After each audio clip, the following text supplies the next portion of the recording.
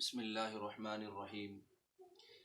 معزز سامعین، اگر آپ کسی شخص سے یہ پوچھیں کہ انسانی زندگی کے کتنے حصے ہیں، وہ آپ کو بتائے گا کہ 2 حصے ہیں۔ کہیں چلے جائیں آپ، وہ یہی بتائے گا کہ 2 حصے ہیں۔ ایک انسان کی پرسنل لائف، پرائیویٹ زندگی ہوگی، اور دوسری جو ہے وہ اس کی پبلک لائف ہوگی۔ کوئی بھی شخص یہ نہیں کہہ سکتا کہ کسی کی پرائیویٹ لائف نہیں ہے یا کسی کی پبلک لائف نہیں ہے، بلکہ دونوں زندگی ہے۔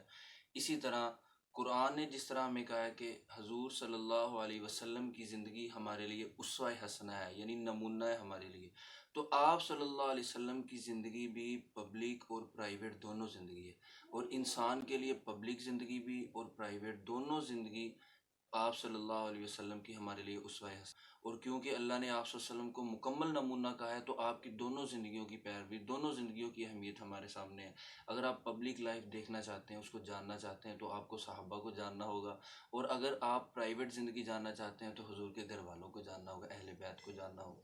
تو اس لیے جو ہے حضور صلی اللہ علیہ وسلم کی دونوں زندگیوں کا اقرار کرنا، اس پہ ایمان رکھنا ضروری ہے۔ صحابہ پر بھی ایمان اور اہل بیت پر بھی ایمان رکھنا ضروری ہے۔ کوئی بھی شخص ان دونوں میں سے کسی کا بھی انکار کرتا ہے، گویا کہ حضور صلی اللہ علیہ وسلم کی اسوہ حسنہ کا انکار کرتا ہے۔ تبارك الذي نزل الفرقان على عبده ليكون للعالمين نذيرا